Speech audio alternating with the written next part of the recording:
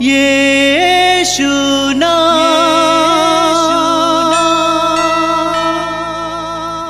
यीशु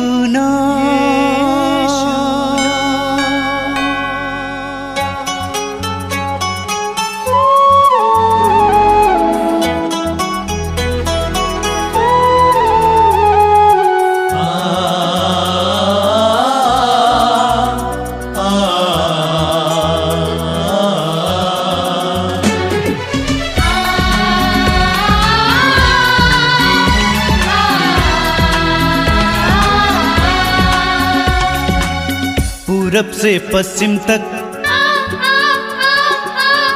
उत्तर से दक्षिण तक, पूरब से पश्चिम तक, उत्तर से दक्षिण तक, गूंजे गूंजे यीशु नाम, यीशु नाम। पूरब से पश्चिम तक, उत्तर से दक्षिण तक, गूंजे गूंजे यीशु नाम, यीशु नाम।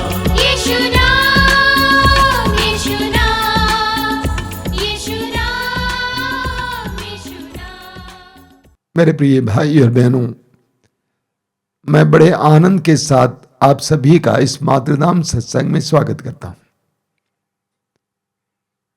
हम सब मिलकर प्रभु की स्तुति करेंगे, प्रभु के पवित्र वचन को सुनेंगे, प्रभु की आराधना करेंगे।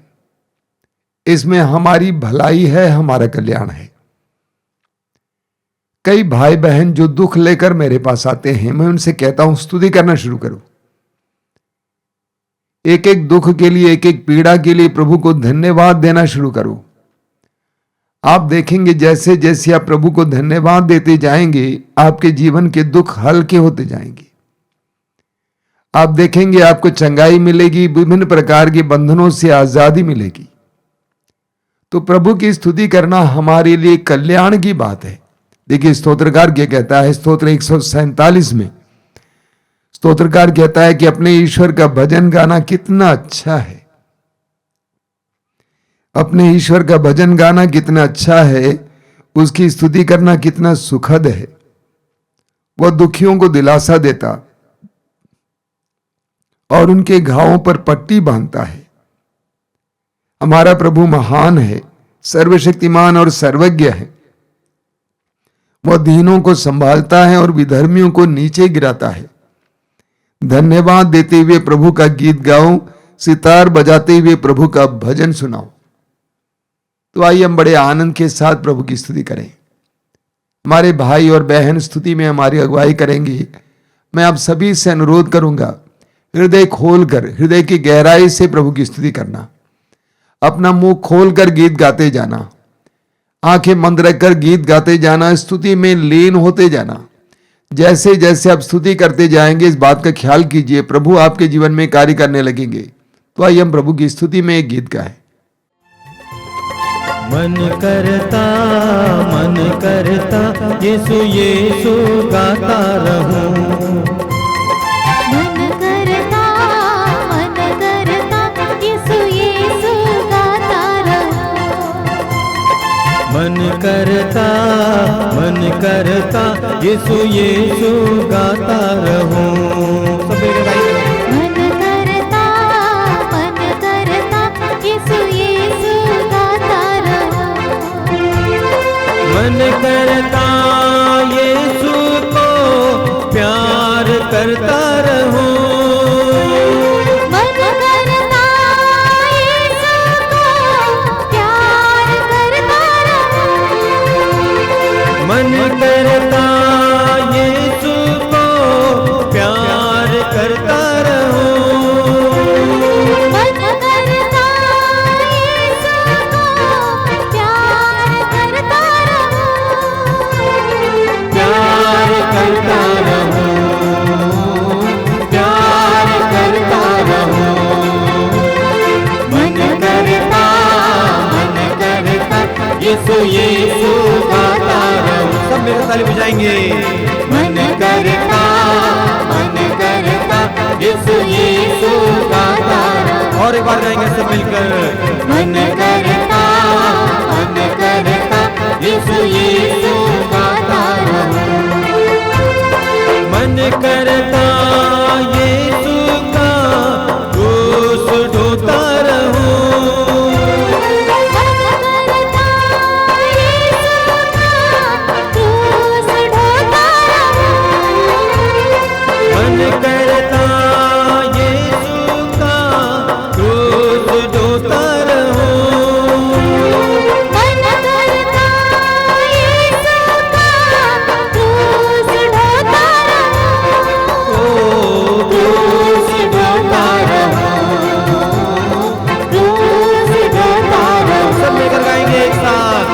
मन करता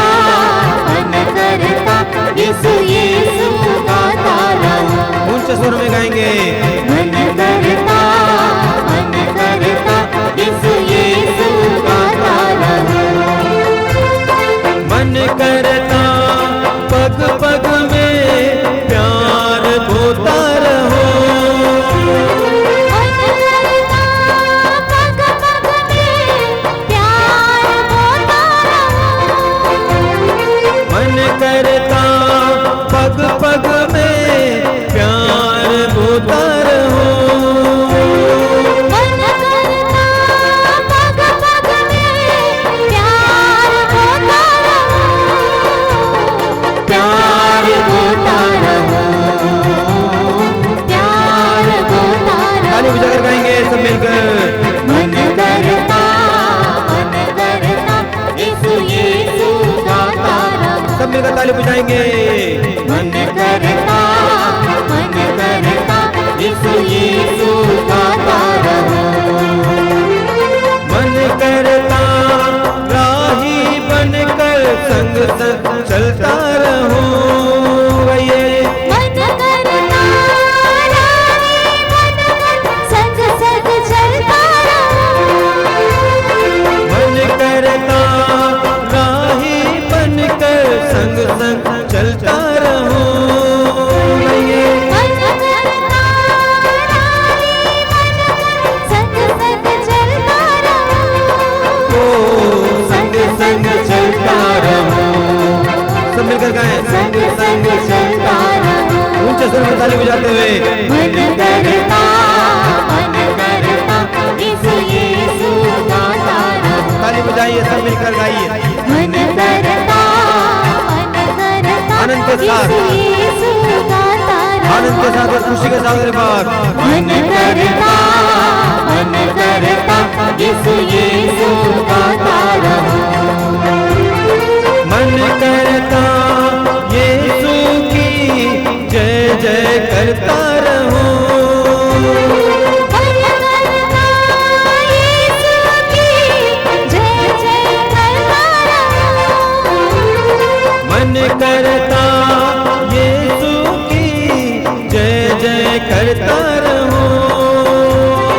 मन करता यीशु की जय जय करता रहूं। ओ जय जय करता रहूं। जय जय करता। ताली बजा के सब मिलकर गाएंगे। मन करता यीशु यीशु गाता रहूं। आनंद के साथ। मन करता यीशु यीशु गाता रहूं। विश्वास के साथ गाएंगे। मन करता यीशु यीशु गाता रहूं। ऊंचे स्वर में गाएंगे। मन करता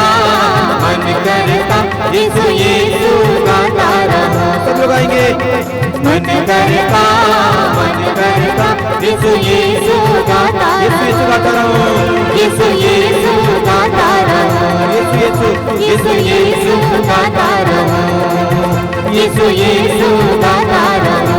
hallelujah hallelujah hallelujah hallelujah hallelujah. Yeshu Yeshu Yeshu Yeshu Yeshu Yeshu Yeshu मेरी आराधना तुझसे प्रसन्न है। हालेलुया हालेलुया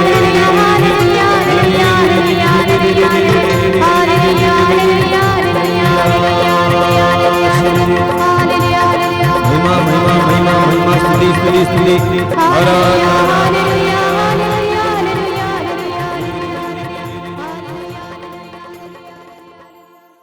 आइए हम प्रार्थना करें। अपनी आंखें बंद कीजिए। प्रभु की उपस्थिति महसूस कीजिए। आप जहां कहीं भी बैठे इस समय ये विश्वास करना कि प्रभु की उपस्थिति में आप बैठे हुए हैं। अपने हृदय और मन को एकाग्र कीजिए। प्रभु के सानिध्य पर विश्वास कीजिए कि जीवित प्रभु मेरे करीब हैं, जिसने ये वायदा किया कि संसार के अंत तक मैं सदा तुम्हारे साथ हूं, वो मेरे साथ है।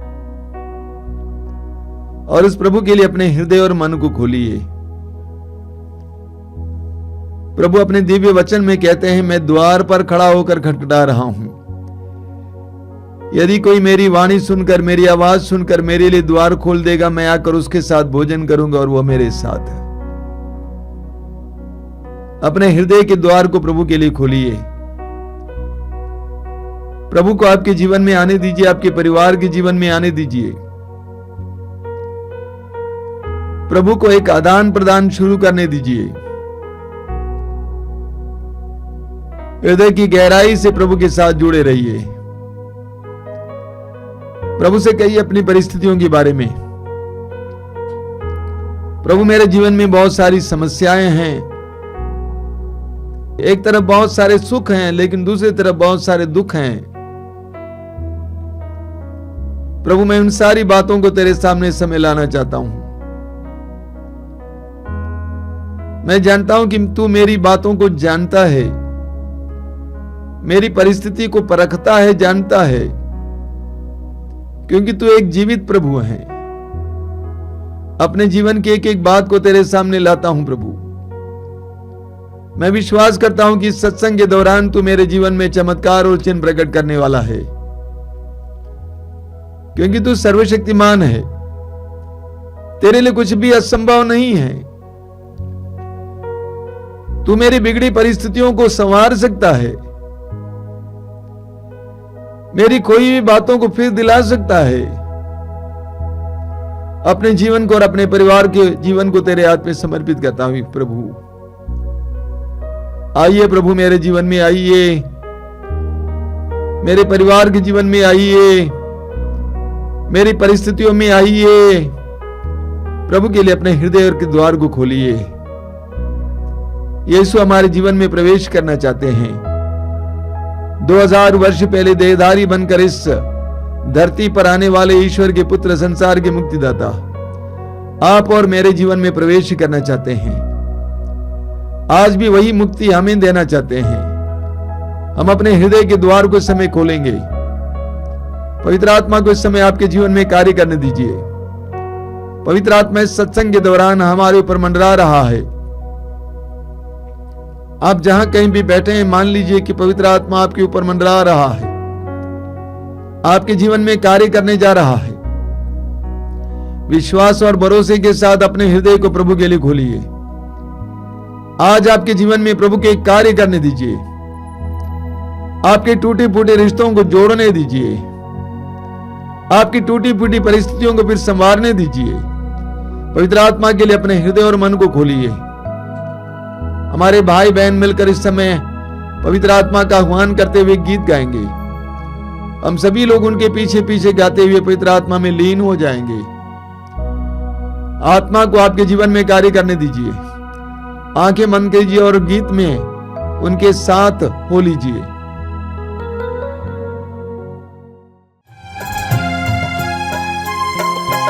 ओ पवित्र आत्मा मेरे दिल में आइए, तेरी शक्ति तेरी मुक्ति हम पर तू बरसा दे। ओ पवित्र आत्मा मेरे दिल में आए, तेरी शक्ति तेरी मुक्ति हम पर तू बरसा दे। ओ पवित्र आत्मा मेरे दिल में आइए, तेरी शक्ति तेरी मुक्ति हम पर तू बरसा दे। ओ पवित्र आत्मा मेरे दिल में आए, तेरी शक्ति तेरी मुक्ति हम पर तू बरसा दे। हे पवित्र आत्मा जीवन देने आइए, हे पवित्र आत्मा जीवन देने आए, हे पवित्र आत्मा जीवन देने आइए। हे पवित्र आत्मा जीवन देने आए। मेरे सुख में आइए, मेरे दुख में आइए। मेरे सुख में आइए, मेरे दुख में आइए। ओ पवित्र आत्मा मेरे दिल में आइए, तेरी शक्ति तेरी मुक्ति हम पर तू बरसा दे। ओ पवित्र आत्मा मेरे दिल में आए, तेरी शक्ति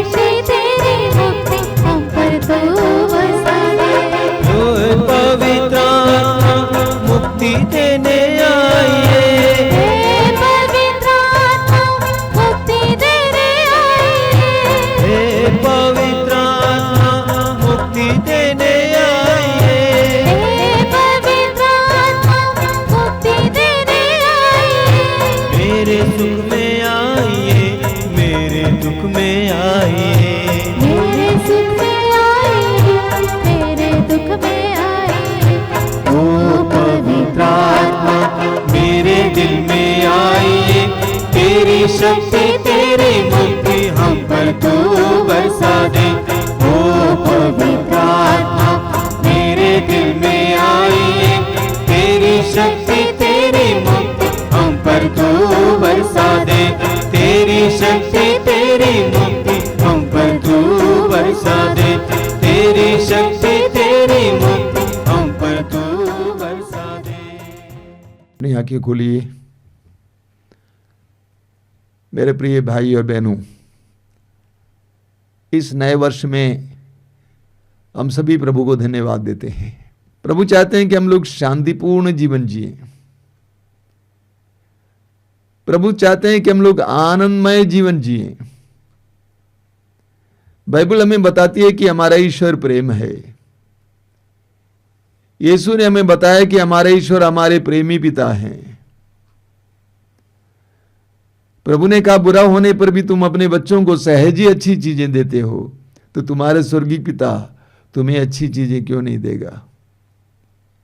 एक भला ईश्वर, प्रेम करने वाला ईश्वर, करुणामय ईश्वर, हमारे पापों का नजरअंदाज करने वाला ईश्वर, अनदेखा करने वाला ईश्वर, हमें पाप से बाहर लाने के लिए अपने आप को अर्पित करने वाला ईश्वर, हम एक ऐसे ईश्वर पर विश्वास करते हैं। इसीलिए मैं आपसे अनुरोध करूंगा कि इस वर्ष को आप सकारात्मकता के साथ शुरू करेंगे, एक सकारात्मक मनोभाव के साथ शुरू करेंगे, नेगेटिवली नहीं, पॉजिटिवली शुरू करेंगे। विश्वास करना शुरू करेंगे, भरोसा रखना शुरू करेंगे। हो सकता है कि बीता वर्ष आपके लिए दुखदायक रहा होगा, आपके जीवन में आपको कई प्रकार की विफलताओं का सामना करना पड़ा होगा।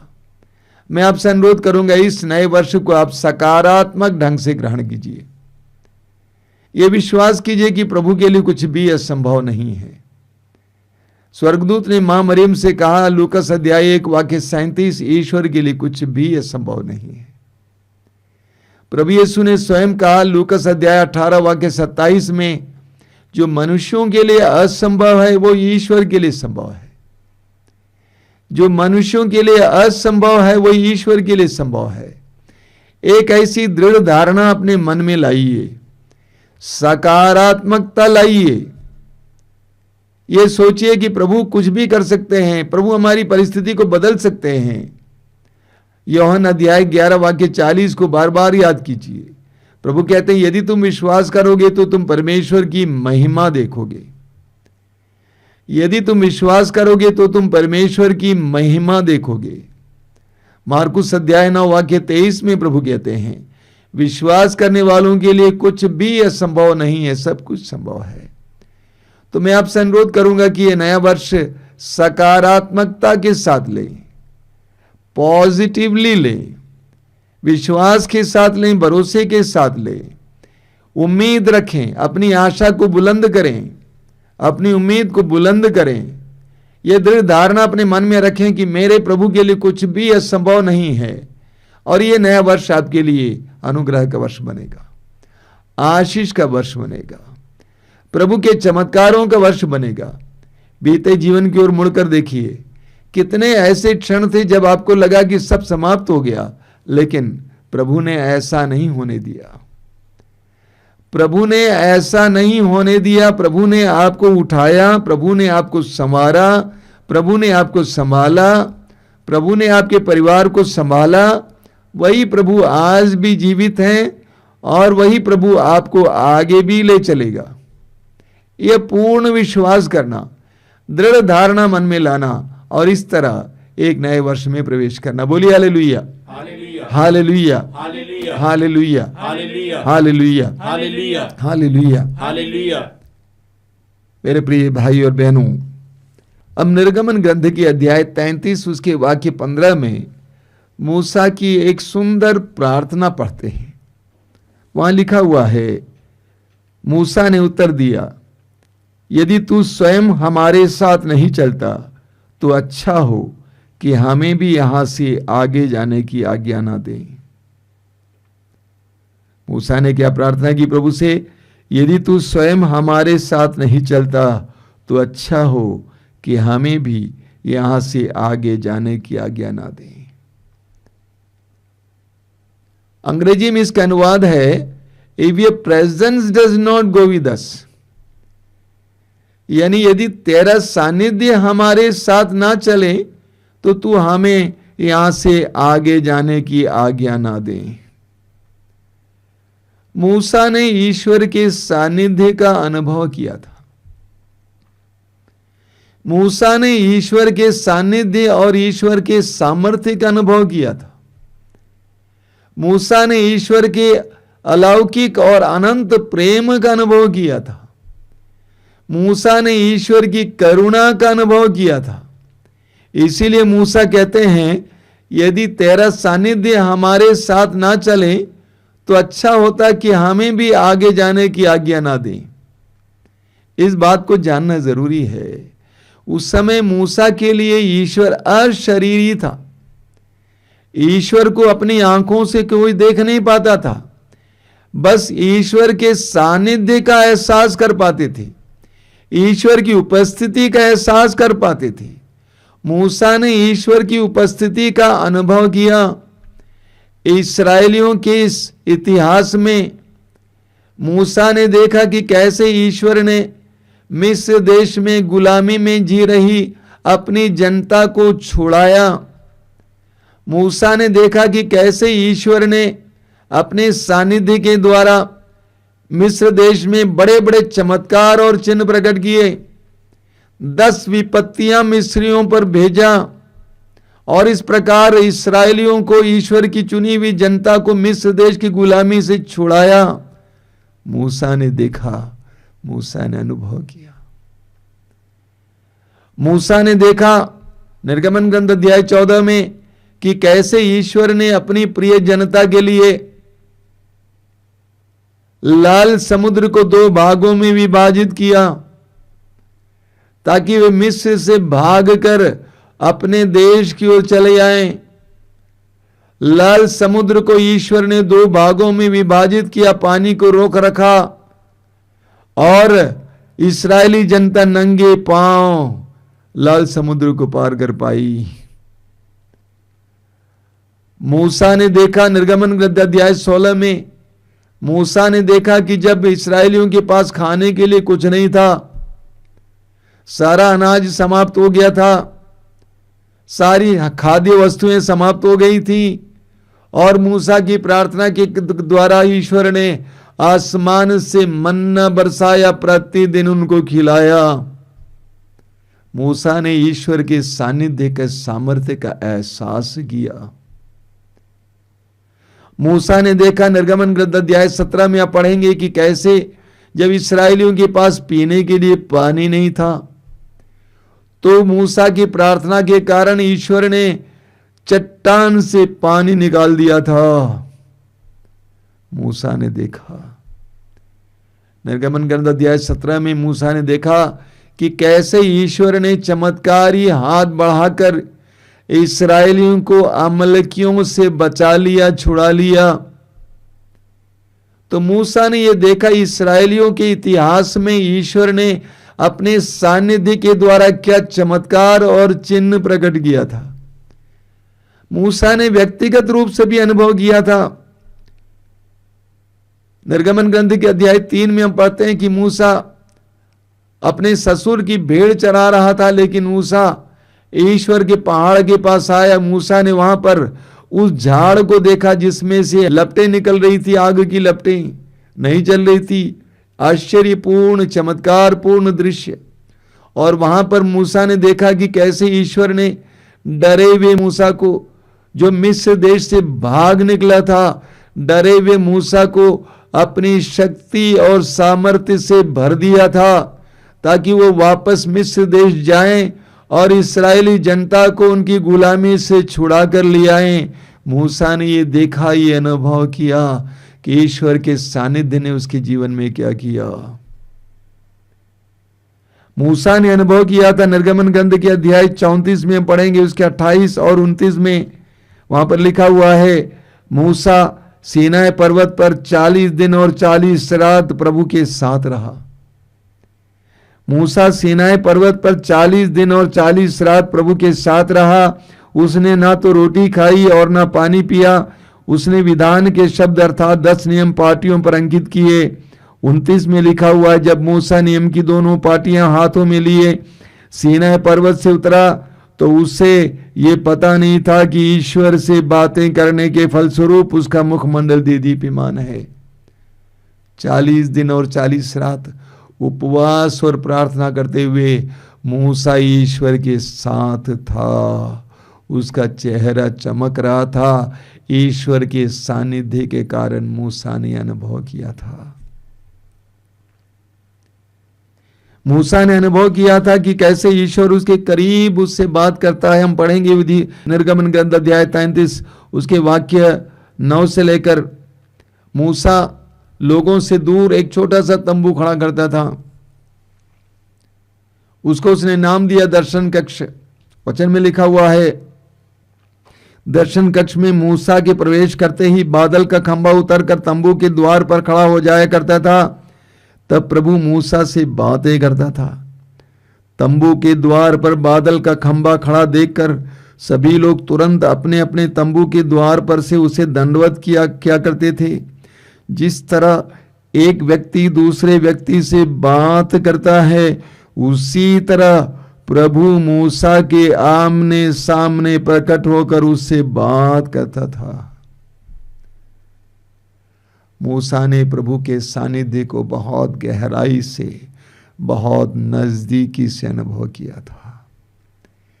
यही कारण है मूसा ने कहा, यदि तेरा सानिध्य हमारे साथ ना चले तो हमें भी आगे ना जाने दें। मूसा जानता था अगर इस्राएलियों में से ईश्वर का सानिध्य हटाया जाए तो इस्राएली कुछ नहीं रह जाएंगे, कोई भी नहीं रह जाएंगे। Moses knew if the presence of God was removed from the Israelites, there would be nothing and no one. इसलिए मूसा ने कहा, यदि तेरा सानिध्य हमारे साथ ना चले तो हम भी आगे जाने ना दें। मेरे प्रिय भाइयों और बहनों, एक विश्वासी के लिए, एक मसीही के लिए सबसे बड़ा शस्त्र, सबसे बड़ी पूंजी ईश्वर का सानिध्य है, ईश्वर की उपस्थिति है। एक विश्वासी के लिए, एक मसीही के लिए यह सबसे बड़ी पूंजी है, सबसे बड़ा शस्त्र है। हम राजा दाऊद के बारे में पढ़ते हैं। दाऊद के ऊपर पवित्र आत्मा का अभिषेक हुआ। सामुएल के पहले ग्रंथ के अध्याय 16 में हम पढ़ते हैं, प्रभु का सानिध्य उसे मिला। अगले अध्याय में अध्याय 17 में हम पढ़ते हैं कि कैसे दाऊद ने गोलियत जैसे बहुत बड़े वीर योद्धा को मार गिराया था, एक चिकने पत्थर के सहारे। जबकि सारी इस्राएली सेना उस वीर योद्धा को देखकर डर के मारे पीछे हटी थी, दाऊद जाकर उसको मार गिराया था। प्रभु का सानिध्य दाऊद के लिए तलवार थी। प्रभु का सानिध्य दाऊद की ढाल थी। प्रभु के सानिध्य को दाऊद ने भी गहराई से अनुभव किया। सामुएल का पहला ग्रंथ उसके अध्याय 18 में हम पढ़ते हैं। सामुएल का पहला ग्रंथ उसके अध्याय 18 में बहुत सुंदर वचन है कि कैसे दाऊद के अंदर प्रभु का निवास था। वचन में लिखा हुआ है 18 उसके वाक्य 5 में, साउल उसे जहां जहां भेजता था दाऊद सब जगह अपने काम में सफल होता था। साउल उसे जहां कहीं भी भेजता था दाऊद सफल होता था। उसके वाक्य 12 में हम पढ़ते हैं, साउल दाऊद से डरता था क्योंकि प्रभु दाऊद के साथ था और साउल से दूर हो गया था। राजा साउल दाऊद से डरने लगता है, क्यों? क्योंकि प्रभु दाऊद के साथ था। वाक्य 14 में लिखा हुआ है, दाऊद अपने सब कामों में सफल होता था क्योंकि प्रभु उसके साथ था। दाऊद ने भी गहराई से प्रभु के सानिध्य का अनुभव किया, प्रभु की उपस्थिति का अनुभव किया, हर पल प्रभु की उपस्थिति का अनुभव किया। इसीलिए वो जहां कहीं भी जाता था लड़ने के लिए, उसको सफलता मिलती थी। यही कारण है दाऊद लिखते हैं स्तोत्र में, स्तोत्र 23 उसके वाक्य 4 में, चाहे अंधेरी घाटी से होकर जाना पड़े, मुझे किसी अनिष्ट की शंका नहीं, क्योंकि तू मेरे साथ रहता है। चाहे अंधेरी घाटी से होकर मुझे जाना पड़े, मुझे किसी अनिष्ट की शंका नहीं, क्योंकि तू मेरे साथ रहता है। ये दाऊद का अनुभव था। अब फिर मैं आपको याद दिलाता हूं, ईश्वर को कोई शरीर नहीं था, ईश्वर अशरीरी था। ईश्वर का सानिध्य ही महसूस किया जा सकता था। जिस तरह हम बिजली को देख नहीं सकते हैं, लेकिन बिजली के सानिध्य उपस्थिति को महसूस कर सकते हैं। ईश्वर का सानिध्य ही दाऊद अनुभव कर पाता था। इसीलिए दाऊद कहता है, चाहे अंधेरी घाटी से होकर जाना पड़े, मुझे किसी अनिष्ट की शंका नहीं, क्योंकि तू मेरे साथ रहता है। दाऊद अपने पाप के बाद पश्चाताप का गीत गाते हैं। स्तोत्र 51 में हम पढ़ते हैं, स्तोत्र 51 के वाक्य 13 में दाऊद कहता है, क्या कहते हैं? दाऊद कहते हैं कि हे प्रभु, तू अपने सानिध्य से मुझे दूर न कर, तू अपने सानिध्य से मुझे दूर न कर। अगर तेरा सानिध्य मुझसे हटाया जाएगा प्रभु, मैं क्या रहूंगा? इसीलिए दाऊद कहते हैं, हे प्रभु, तू मुझे अपने सानिध्य से दूर न कर। पुराने विधान के उत्पत्ति ग्रंथ के यूसुफ के बारे में हम पढ़ते हैं, याकूब का बेटा यूसुफ, जो एक गुलाम की तरह बेचा गया था उनके भाइयों के द्वारा, और यूसुफ उस समय से गुलाम बन जाता है। लेकिन वचन में बार बार लिखा हुआ, उत्पत्ति ग्रंथ अध्याय 39 में वाक्य 2 में लिखा, प्रभु यूसुफ का साथ देता था, इसलिए उसके सब काम सफल होते थे। सब जगह उसके कारण लोगों को आशीष मिलती थी। बंदी गृह में था, वहां पे भी प्रभु उसके साथ था। वचन में लिखा हुआ है, प्रभु उसके साथ था और वह जो कुछ करता था प्रभु उसमें सफलता देता था। वो बंदी गृह में डाला गया था, परंतु प्रभु यूसुफ का साथ देता था। उसने उस पर दया की और वह बंदी गृह के अध्यक्ष का कृपा पात्र बन गया। एक गुलाम होने की पीड़ा में यूसुफ ने प्रभु के सानिध्य को नहीं गंवाया, उस सानिध्य को बनाए रखा। यही पॉइंट है। प्रलोभन के सामने पोटीफर, उसके मालिक की पत्नी, यूसुफ के साथ गलत व्यवहार करना चाहती थी, शारीरिक रिश्ता रखना चाहती थी। उस प्रलोभन के समय भी यूसुफ ने ईश्वर के सानिध्य को नहीं गंवाया। बंदी गृह में डाला गया था, वहां पे पड़ा रहा। उस बंदी गृह की कठिनाइयों में भी, कठिन परिस्थिति में भी यूसुफ ने ईश्वर के सानिध्य को नहीं गंवाया। उस समय भी उसने महसूस किया कि प्रभु मेरे साथ है, इसीलिए उसके जीवन में प्रभु की कृपाएं एक के बाद एक बरसती रही। यूसुफ ने अनुभव किया कि ईश्वर का सानिध्य मेरे साथ है। प्रभु यीशु का उदाहरण लीजिए। योहन के सुसमाचार में बार बार आप पढ़ेंगे कि प्रभु यीशु पिता के साथ रिश्ता जोड़े हुए थे। प्रेरित चरित्र के अध्याय 10 उसके वाक्य 38 में पढ़ते हैं कि ईश्वर ने ईसा को पवित्र आत्मा तथा सामर्थ्य से भर दिया था और वो चारों ओर घूम घूम कर भलाई करते रहे और शैतान के वश में पड़े रोगियों को चंगा करते थे। प्रभु यीशु में ईश्वर का सामर्थ्य और सानिध्य कार्य कर रहा था।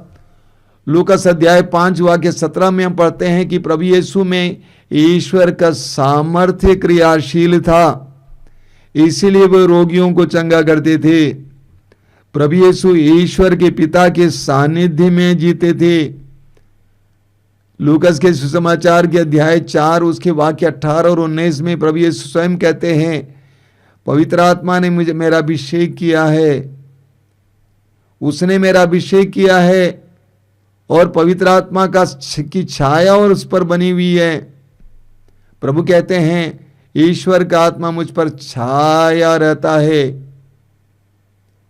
प्रभु यीशु ने ईश्वर की उपस्थिति का हर समय एहसास किया, पिता की उपस्थिति का हर समय एहसास किया। प्रभु यीशु पिता की उपस्थिति में जिए, इसलिए चमत्कार और चिन्ह प्रकट होते गए। जितनों ने उनको स्पर्श किया वे चंगे हो जाते थे, क्योंकि उनके अंदर ईश्वरीय सामर्थ्य था, ईश्वर का सानिध्य था। हम प्रेरितों के बारे में पढ़ते हैं मार्कुस अध्याय 3 वाक्य 14 में।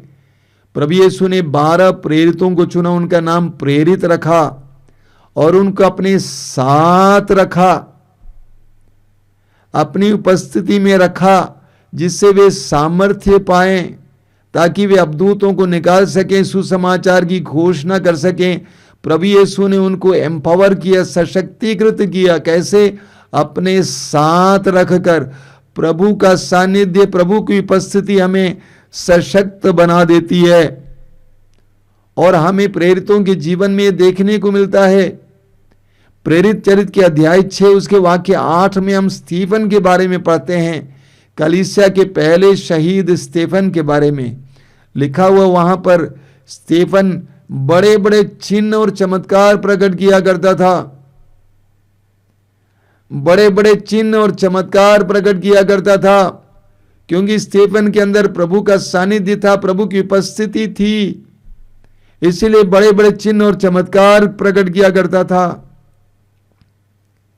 हम पेतरुस के बारे में पढ़ते हैं प्रेरित चरित्र अध्याय 5 वाक्य 15 में कि लोग जिस मार्ग से पेतरुस गुजरते थे, जिस मार्ग से पेतरुस गुजरते थे, उन मार्ग के दोनों तरफ लोग खटेलों में, चौकियों पर अपने रोगियों को डालते थे, ताकि पेतरुस की छाया पड़ने पर वे चंगे हो जाएंगे। पेतरुस की छाया पड़ने पर वे चंगे हो जाएंगे। क्यों? क्योंकि पेतरुस के अंदर प्रभु का निवास था, पेतरुस के अंदर प्रभु की संगति थी, प्रभु का सानिध्य था, प्रभु की उपस्थिति थी। इसलिए पेतरुस की छाया को छूने से रोगी चंगे हो जाते थे। हम पौलुस के बारे में पढ़ते हैं प्रेरित चरित्र अध्याय 19 वाक्य 11 और 12 में।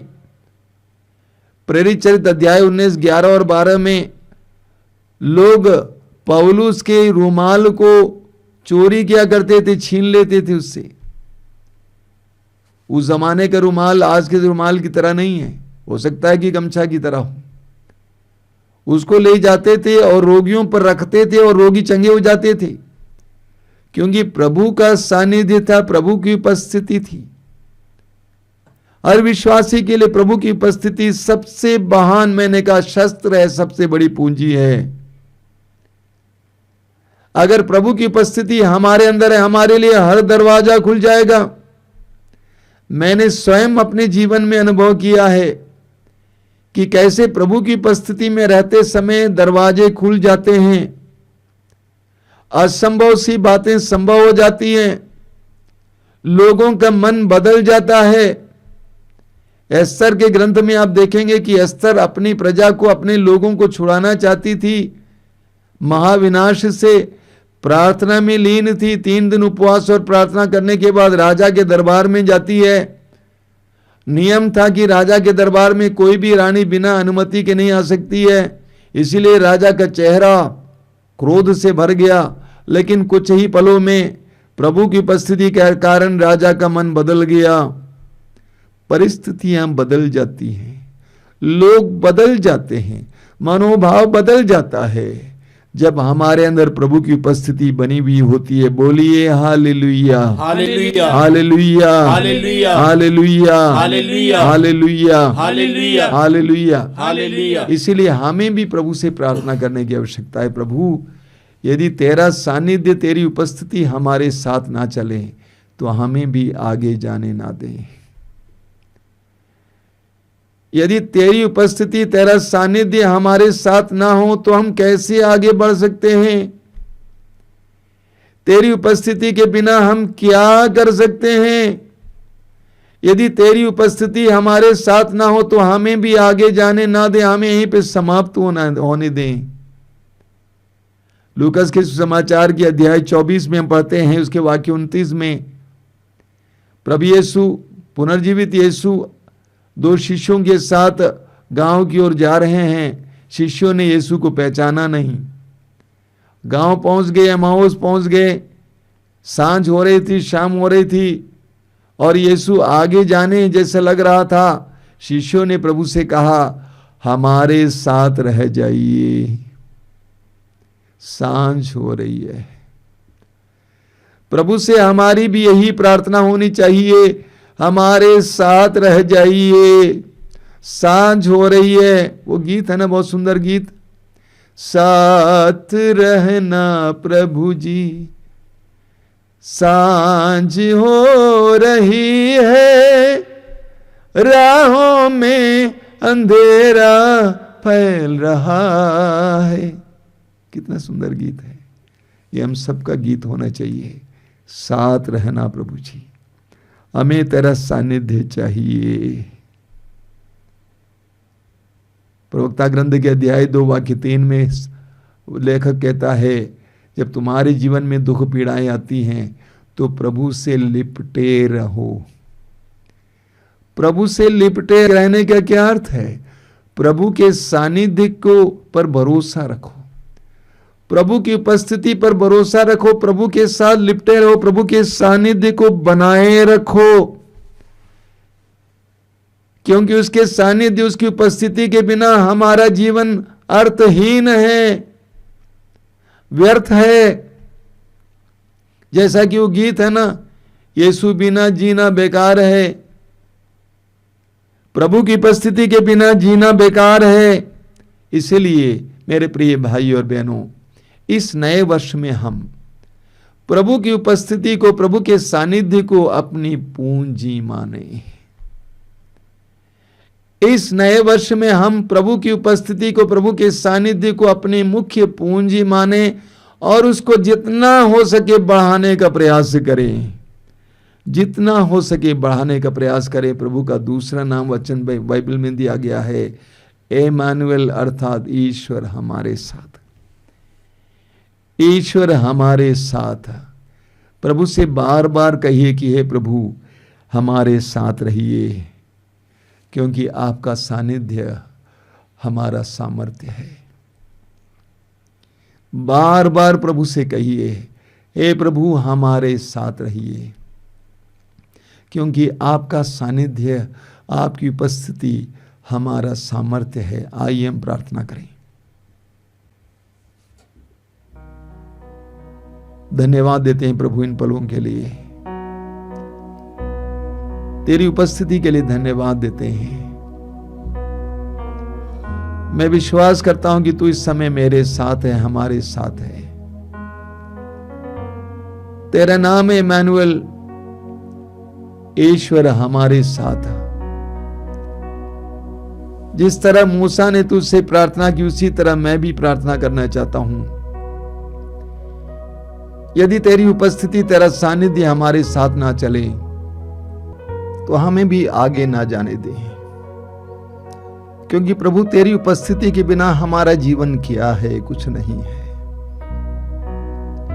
तेरा सानिध्य हमारी शक्ति है, सामर्थ्य है। तूने स्वयं यूहन्ना अध्याय 6 वाक्य 62 में कहा है, मांस व्यर्थ है, आत्मा ही जीवन देता है। मेरा मांस व्यर्थ है, मेरा जीवन व्यर्थ है। तेरी उपस्थिति के बिना प्रभु मैं इस समय स्वीकार करता हूं। हमें तेरा सानिध्य दीजिए, तेरी उपस्थिति दीजिए। इस संपूर्ण वर्ष में तेरी उपस्थिति में जीने के लिए हमें कृपा दीजिए। हर परिस्थिति में, हर कार्य में तेरी उपस्थिति को महसूस करने की कृपा दीजिए। चाहे कितने भी बातें हमें प्रलोभन करने के लिए प्रयास करें, उन सारे प्रलोभनों में तेरी उपस्थिति के लिए हमें ललायित रहने की कृपा दीजिए। धन्यवाद प्रभु, तेरी स्तुति, तेरी महिमा, तेरी आराधना।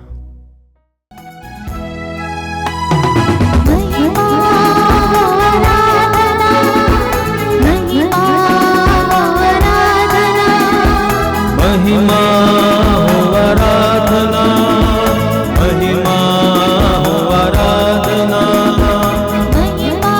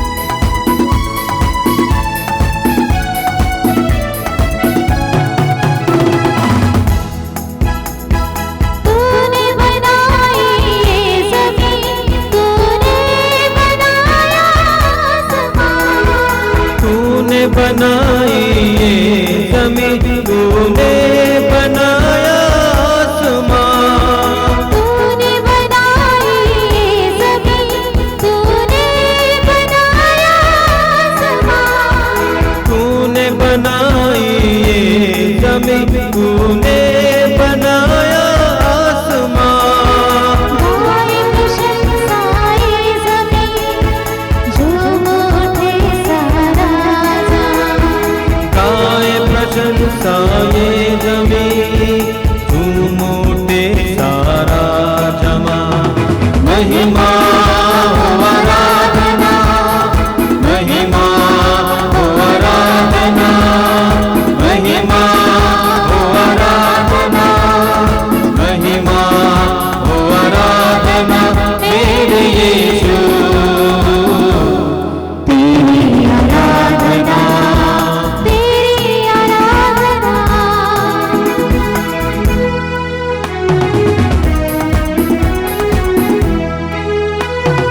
कितना सुंदर, कितना महान है मधु से मीठा तेरा नाम।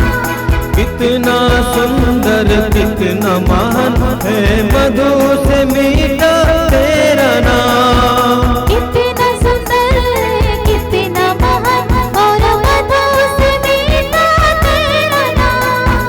कितना सुंदर कितना महान है मधु से मीठा तेरा नाम। ऊंचा उठाते तेरा नाम, है तू ही यीशु महान। ऊंचा उठाते तेरा नाम, है तू ही यीशु महान। महिमा हो आराधना, महिमा हो आराधना, महिमा हो आराधना, महिमा हो आराधना तेरे यीशु, तेरी आराधना तेरी आराधना, मेरे यीशु, तेरी आराधना। तेरी आराधना।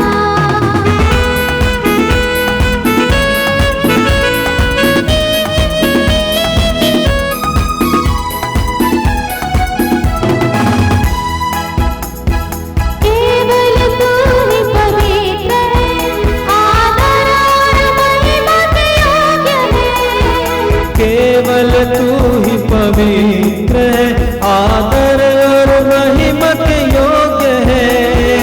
केवल तू ही पवित्र है, आदर और महिमा के योग्य है। केवल तू ही पवित्र है, आदर और महिमा के योग्य है। धन्य प्रभु है तेरा नाम, सामत से भरा। धन्य है प्रभु तेरा नाम, सामर्थ से भरा तेरा नाम। महिमा हो आराधना, महिमा हो आराधना, महिमा हो आराधना, महिमा हो आराधना तेरे यीशु,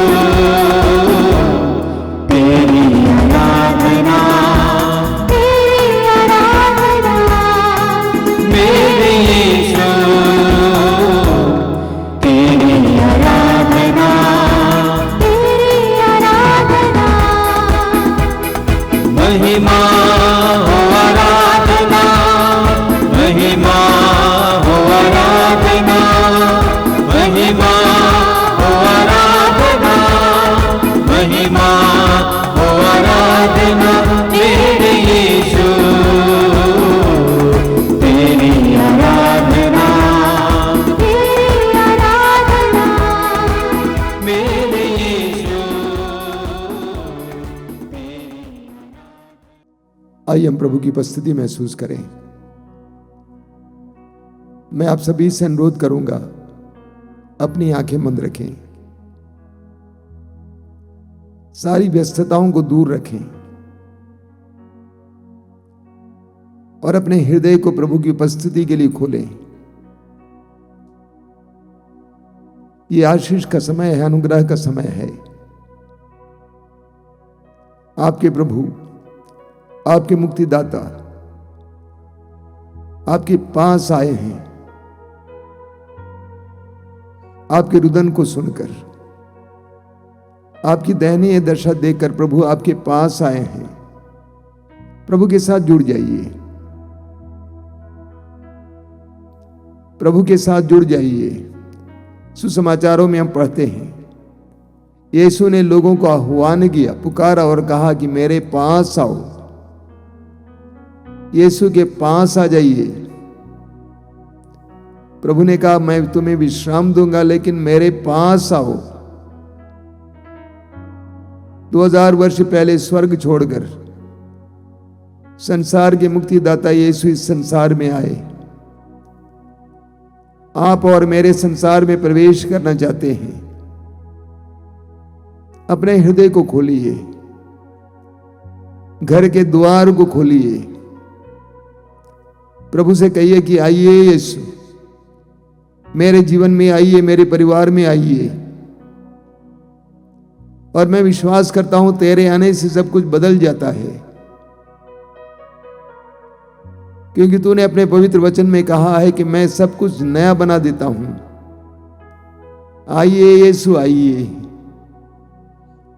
आराधना में प्रभु के साथ जुड़ जाइए। मैं धन्यवाद देता हूं प्रभु इस समय के लिए, मेरे इन भाई बहनों के लिए जो इस समय इस आराधना में तेरे साथ जुड़े हुए हैं। मैं जानता हूं कि तुझसे इस समय कृपाएं बरस रही हैं, बह रही हैं। एक एक भाई बहन को इस समय आशीर्वाद देना यीशु। उनके दिल में जो पीड़ाएं हैं तू जानता है, उनके एक एक दर्द को तू जानता है, उनके लिए क्या क्या आवश्यक है तू जानता है। एक एक के घर पे जाना यीशु, एक एक पे हृदय पे जाना यीशु। यीशु को अपने जीवन में स्वागत करते जाइए। यीशु को आपके जीवन में आने दीजिए। जिस तरह जक्केउस के घर में प्रवेश करके प्रभु ने एक घोषणा की, आज इस घर में मुक्ति आई है, उसी तरह आपके भी घर पे, आपके ही जीवन में प्रभु को उतरने दीजिए, आने दीजिए। प्रभु घोषित करेंगे आज इस घर में मुक्ति आई है, और आपको मुक्ति का एहसास होगा। बंधनों से, पाप से, बुराई से, गरीबी से, तंगी से यीशु का स्वागत कीजिए इस समय। प्रभु से कहिए कि प्रभु तेरी उपस्थिति मेरे लिए कितना रमणीय है, कितना सुंदर है। हृदय खोलकर प्रभु की आराधना करेंगे हम लोग। आइए मेरे पीछे दोहराते जाइए, hallelujah, hallelujah, hallelujah, hallelujah, hallelujah, hallelujah, hallelujah. पिता तेरी स्तुति हो, पिता तेरी स्तुति हो, यीशु तेरी स्तुति हो, यीशु तेरी स्तुति पवित्र आत्मा तेरी स्तुति हो। पवित्र आत्मा तेरी स्तुति तेरी हो। उपस्थिति के लिए तेरी उपस्थिति हम के तुझे लिए धन्यवाद देते हैं। तुझे धन्यवाद देते हैं। Hallelujah, hallelujah, hallelujah, hallelujah. हे विश्व मंडल के प्रभु, हे विश्वमंडल के हे विश्व मंडल के प्रभु, हे विश्वमंडल के कितना रमणीय है कितना रमणीय तेरा मंदिर। तेरा मंदिर। प्रभु का प्रांगण देखने के लिए प्रभु का प्रांगण देखने के मेरी आत्मा तरसती रहती है। मेरी आत्मा तरसती रहती मैं है। उल्लास के साथ मैं उल्लास के तन साथ मन से तन मन से जीवंत ईश्वर का जीवंत ईश्वर का स्तुतिगान करता हूँ। Hallelujah, hallelujah.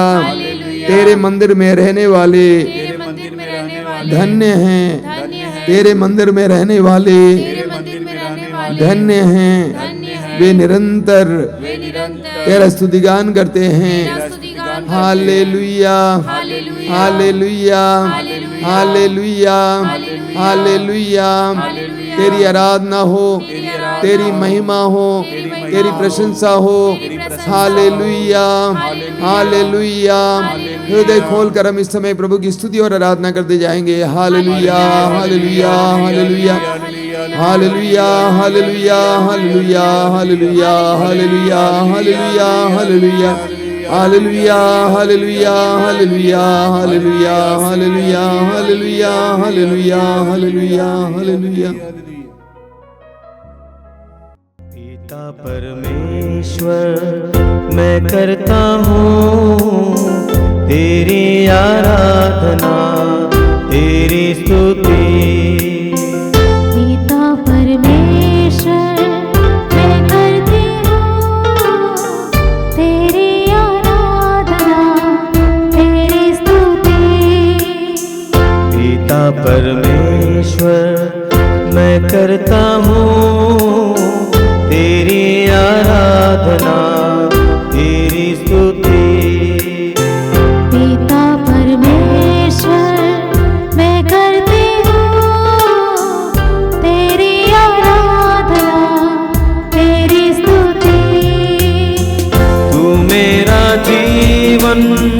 सर्वस्व भी ले, तेरी आराधना तेरी स्तुति।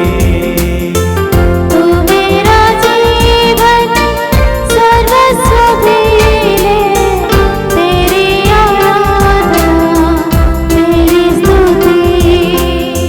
तू मेरा जीवन सर्वस्व भी ले, तेरी आराधना तेरी स्तुति। तू मेरा जीवन सर्वस्व भी ले, तेरी आराधना तेरी स्तुति। यीशु मेरे नाम मैं करता हूँ तेरी आराधना तेरी स्तुति। यीशु मेरे नाम मैं करती हूँ तेरी आराधना तेरी स्तुति। तू मेरा जीवन सर्वस्व भी ले, तेरी आराधना तेरी स्तुति। तू मेरा जीवन सर्वस्व भी ले, तेरी आराधना तेरी स्तुति। पावन आत्मा मैं करता हूँ तेरी आराधना तेरी स्तुति। पावन आत्मा मैं करती हूँ तेरी आराधना तेरी स्तुति।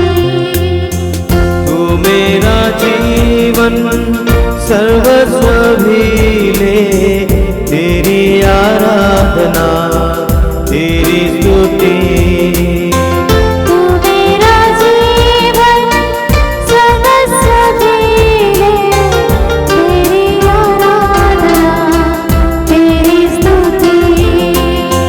तू मेरा जीवन सर्वस्व भी ले, तेरी आराधना तेरी स्तुति। तेरी आराधना तेरी स्तुति। तेरी आराधना तेरी स्तुति। तेरी आराधना तेरी स्तुति। अपनी आंखें खोलिए मेरे प्रिय भाई और बहनों। निर्गमन ग्रंथ के अध्याय 23 उसके वाक्य 25 में प्रभु कहते हैं, तुम अपने प्रभु ईश्वर की सेवा करोगे और वह तुम्हारे अन्न जल पर आशीर्वाद देगा और मैं तुमसे बीमारियां दूर रखूंगा। प्रभु कहते हैं तुम अपने प्रभु ईश्वर की आराधना करोगे और वह तुम्हारे अन्न जल पर आशीर्वाद देगा और मैं तुमसे बीमारियां दूर रखूंगा। प्रभु की एक महान प्रतिज्ञा ही है। प्रभु कहते हैं मेरी आराधना करो, मेरी सेवा करो, मैं तुम्हारे अन्न जल पर आशीर्वाद दूंगा। हमें प्रवक्ता ग्रंथ के अध्याय 35 उसके वाक्य 20 में पढ़ने को मिलता है कि जो सारे हृदय से प्रभु की सेवा करता है उसकी सुनवाई होती है। जो सारे हृदय से प्रभु की सेवा करता है उसकी सुनवाई होती है। यिर्मयाह नबी के ग्रंथ के अध्याय 29 वाक्य 13 और 14 में प्रभु कहते हैं, यदि तुम संपूर्ण हृदय से मुझे ढूंढोगे तो मैं तुम्हें मिल जाऊंगा। यदि तुम संपूर्ण हृदय से मुझे ढूंढोगे तो मैं तुम्हें मिल जाऊंगा और मैं आकर तुम्हारे भविष्य को पलट दूंगा। प्रभु ईश्वर हमारे जीवन में चिन्ह और चमत्कार प्रकट करना चाहता है। वो सर्वशक्तिमान है, स्वर्ग और पृथ्वी को शब्द मात्र से बनाने वाला। उसके लिए कुछ भी असंभव नहीं है। समस्या हमारी ओर से इसलिए है क्योंकि हम संपूर्ण हृदय से प्रभु को ढूंढते नहीं हैं। हम आधे अधूरे हृदय से ढूंढते हैं। हम अपना दुखड़ा दूसरों को सुनाना चाहते हैं लेकिन प्रभु को सुनाना नहीं चाहते हैं। प्रभु ने कहा कि मेरे पास आओ, मैं तुम्हें विश्राम दूंगा। हम प्रभु के पास जाएंगे तभी ना प्रभु हमें विश्राम देंगे। जब तक एक रोगी वैद्य के पास नहीं जाएगा तो वैद्य कैसे उसकी सेवा कर सकता है, उसको उपचार कर सकता है। इसलिए हमारी आवश्यकता है कि हम प्रभु की सेवा करें, प्रभु के पास जाएं, प्रभु के अधीनस्थ हो जाएं। जब हम प्रभु की सेवा करेंगे, प्रभु की आराधना करेंगे, तो प्रभु हमारी परिस्थिति को अपने ऊपर ले लेंगे और हमारी परिस्थिति को अपनी इच्छा के मुताबिक बदल देंगे। हम डीठ हैं, हम चाहते हैं कि प्रभु ऐसा ही करे, इसी तरह से होना चाहिए, यही अच्छा है। अच्छा क्या है, बुरा क्या है, आपने देखा कहां? आपने सिर्फ आज तक को देखा है, कल को नहीं देखा है। इसलिए हमें अपने आप को प्रभु के अधीन करने की आवश्यकता है। इस सत्संग के दौरान हम अपने आप को प्रभु के अधीन करें, इस आराधना में प्रभु के अधीन करें। प्रभु के सामने घमंडी नहीं बनना चाहिए। पेतरुस अपने पहले पत्र के अध्याय 5 वाक्य 6 में कहते हैं कि सर्वशक्तिमान के सामने नम्र बने रहो। अगर हम सर्वशक्तिमान के सामने नम्र बने रहेंगे, वो समय आने पर हमें ऊपर उठाएगा। तो प्रभु के अधीन होना, अधीनस्थ होना, प्रभु की आराधना करना, प्रभु की सेवा करना, सारे हृदय से प्रभु के साथ जुड़ना, प्रभु को अपने जीवन का एकमात्र मालिक मानना और 100% उसकी बातों को अपने हृदय में स्वीकार करके उसको मानना, तब हमारे जीवन में चिन्ह और चमत्कार होते हैं। आंखें बंद कीजिए, समय प्रभु से प्रार्थना कीजिए कि प्रभु मैं दुर्बल हूं, मैं कमजोर हूं, मेरे जीवन में बहुत सारी दुर्बलताएं हैं, बहुत सारी पीड़ाएं हैं, मैं झेलता भी हूं, लेकिन मैं दुखड़ा दूसरों के सामने प्रकट करता हूं, तेरे सामने आने के लिए, तुझे जीवन का मालिक समझने के लिए, तेरी सेवा करने के लिए, तेरी आराधना करने के लिए हमें मुझे कृपा दीजिए। प्रार्थना कीजिए, समय हृदय खोलकर प्रार्थना कीजिए। थोड़ी देर मौन हो जाइए, हृदय की गहराई से प्रभु से कहिए कि प्रभु मुझे तेरे करीब आने की कृपा दीजिए, तेरी सेवा करने की कृपा दीजिए, जीवन के हर एक पल में तेरी उपस्थिति अनुभव करते हुए तेरे साथ जुड़े रहने की कृपा दीजिए। प्रार्थना कीजिए, समय मौन प्रार्थना कीजिए।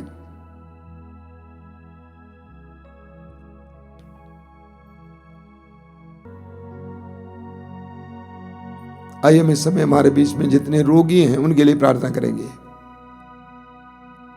प्रभु यीशु ने कहा है, निरोगों को नहीं, रोगियों को वैद्य की जरूरत होती है।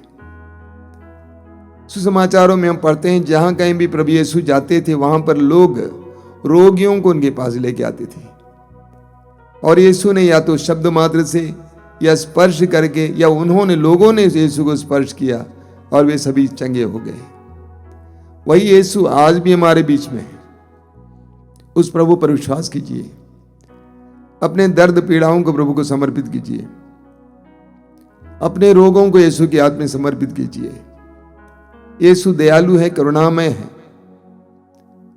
हमारी दर्द को मिटाने में समर्थ है। यीशु वैद्यों के वैद्य हैं, शब्द मात्र से, केवल बोलने से रोगियों को चंगा करने वाले हैं। विश्वास कीजिए और अपने रोग को प्रभु के हाथ में समर्पित कीजिए। सारे हृदय से प्रभु की स्तुति करना, अपने रोगों को यीशु के हाथ में समर्पित करना, हृदय खोलकर प्रभु की स्तुति करते जाएंगे। आइए हम लोग ऊंची आवाज में हर प्रकार के रोगी के लिए प्रार्थना करेंगे। कैंसर के रोगियों के लिए, एड्स के रोगियों के लिए, त्वचा संबंधी रोगियों के लिए, किडनी के रोगियों के लिए, हृदय रोगियों के लिए, शरीर में अलग अलग प्रकार के रोगों से पीड़ित रोगियों के लिए समय प्रार्थना करेंगे। प्रभु यीशु तेरे पवित्र वचन के अनुसार, तेरे सामर्थ्यवान वचन के अनुसार एक एक रोगी को इसी वक्त स्पर्श करना, वो जहां कहीं भी हो, इस आराधना में भाग ले रहे हो, यीशु स्पर्श करना, यीशु स्पर्श करना। आइए हम एक साथ प्रभु की स्तुति करते हुए इसके लिए प्रार्थना करेंगे। Hallelujah hallelujah hallelujah hallelujah hallelujah hallelujah. Yeshu तेरे नाम पर, तेरे शक्तिशाली नाम पर इसी वक्त चंगाई हो, हर प्रकार के रोग से, गंभीर से गंभीर रोग से चंगाई मिले, चंगाई मिले, चंगाई मिले, चंगाई मिले, चंगाई मिले, चंगाई मिले, चंगाई मिले। Hallelujah hallelujah hallelujah hallelujah hallelujah hallelujah hallelujah. मौन होकर चंगाई ग्रहण करते जाइए। यीशु आपके जीवन में कार्य कर रहे हैं।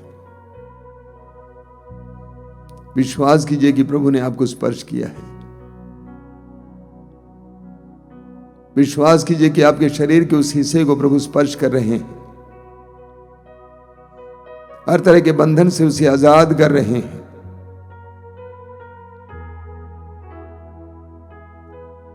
यीशु का सामर्थ्य आपकी ओर बह रहा है।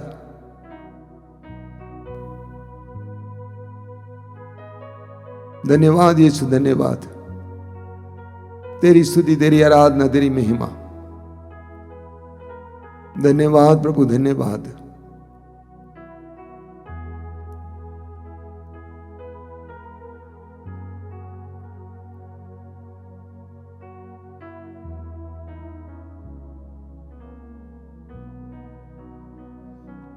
अपनी आंखें खोलिए।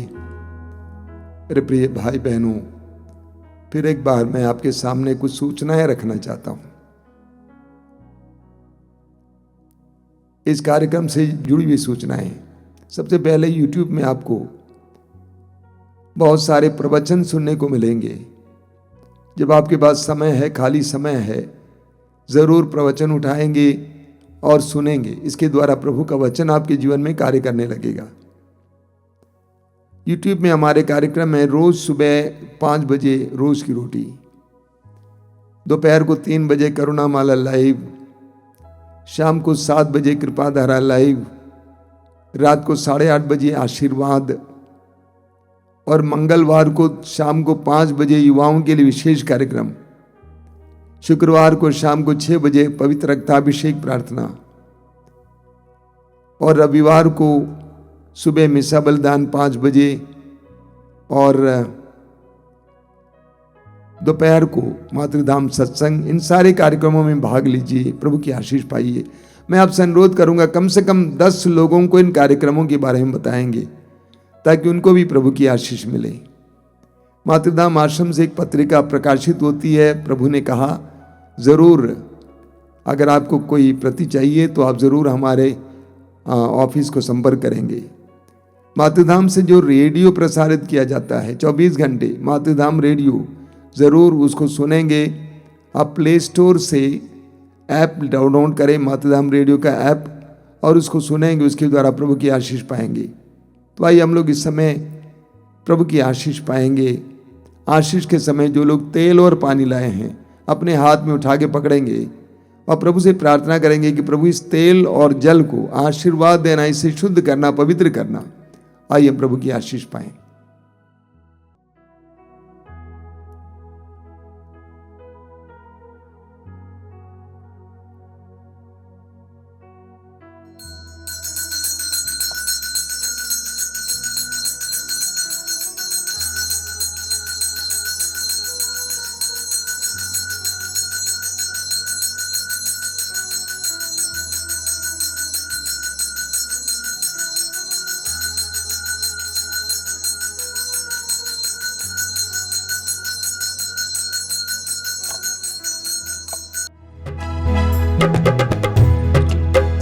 तुझे धन्यवाद, तुझे धन्यवाद, तुझे धन्यवाद प्रभु जी, तुझे धन्यवाद, तुझे धन्यवाद, तुझे धन्यवाद प्रभु जी, तुझे धन्यवाद, तुझे धन्यवाद, तुझे धन्यवाद प्रभु जी, तुझे धन्यवाद, तुझे धन्यवाद, तुझे धन्यवाद प्रभु जी।